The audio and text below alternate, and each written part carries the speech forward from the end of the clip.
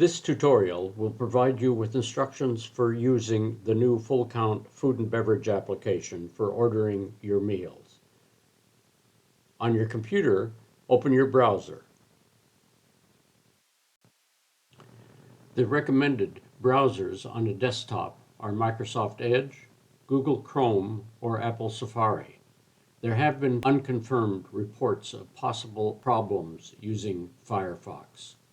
Assuming that you have used the Timber Ridge Community Apps before, open the Community Apps as you normally would. If you have not used Community Apps or need a Community Apps username and password or need assistance, please contact Diane Mortensen, the Director of Community Life Services. The Community Apps homepage is now displayed. On the Community Apps page, click the FullCount tile.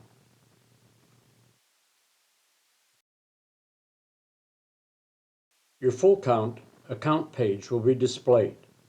Click on the plan. It will say either Alternative or Standard Plan and the days of your accounting period. Click on Accounts at the top right of the page and it will display information about your food orders for this accounting period. In this panel, you may review the dates and details of your food transactions. To see more of your transactions, click the More button at the bottom of the list of orders. Or you can move on to begin ordering meals. Click the Orders tab at the top next to the Counts button. This page provides you with the option to order dinner or lunch. If it's Sunday, there will be a button just for breakfast. In this example, we will choose the Cascade Dinner. Click that button. The order setup page for dinner will then be displayed. The only thing you need to designate is the time. The first two items are defaulted. One, the order is for dinner, takeout, that's implied, otherwise you wouldn't be doing this. And then two, your name will be displayed, but you have the option to add other guest names. 3, the time you want to pick up your order. Place a cursor in the pickup time field and a drop-down list of available times will be displayed. Click on your desired time. In this example, 5:15 p.m. Your selected time will be displayed in the field and you can now take the next step by clicking the Continue button. Note the menu options at the top of this page. The default for ordering is initially drinks. Below the menu options is a list of drink choices. In this example, double-click on orange juice. The quantity defaults to 1. Change the quantity here if you want more. Continue to select more drinks by double-clicking on each desired drink and the Add button. To continue ordering, click on Dinner menu.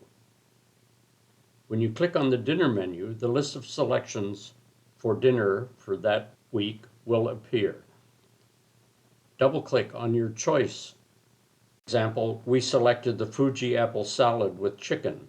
Your side salads, dressings, and side menus are then displayed. You can now make your side selections by checking the check boxes for each of the desired sides, scrolling down to see all of the options. When finished, click the Add button in the lower right corner. It has the cost of the entire entree and sides on it. This is not an additional charge, but instead a summary of your entree choice, similar to the old FullCount when you have completed your dinner selection. In this menu, we have selected the raspberry vinaigrette dressing, soup of the day, a dinner roll, and in the special requests text box, requested a hard roll. Go through any of the other menus at the top of the menu page and, in a similar manner, select additional items for your order. When your order is ready, click on the cart in the upper right corner of your page. The number of chargeable items is displayed on the cart icon. When you click the order cart in the top right corner, a summary of your order will be displayed. Note the following. 1, the type of order, date, and time for pickup. 2, your items that you've selected. 3, if you want to delete an item, click the garbage can. If you want to edit an item, click the pencil. To complete the order, click the Submit Order button. If you want to cancel the whole order, click the Cancel Order button. The FullCount application has been rewritten to be more user-friendly from a phone. All of the features described previously for the desktop app are contained in the mobile phone tablet app, but in the portrait orientation. An example of an order is shown here. This is an example of ordering from the Sunday brunch menu. Note that the menu for accounts and order are at the bottom of the mobile app. After you click the order button, the message, "Your order has been submitted," will pop up. You may then choose whether to have a receipt emailed or view the receipt, or go back and create a new order. 1, if you email the receipt, it may be possible that if you do not have an email address entered your account information, that this option would not appear.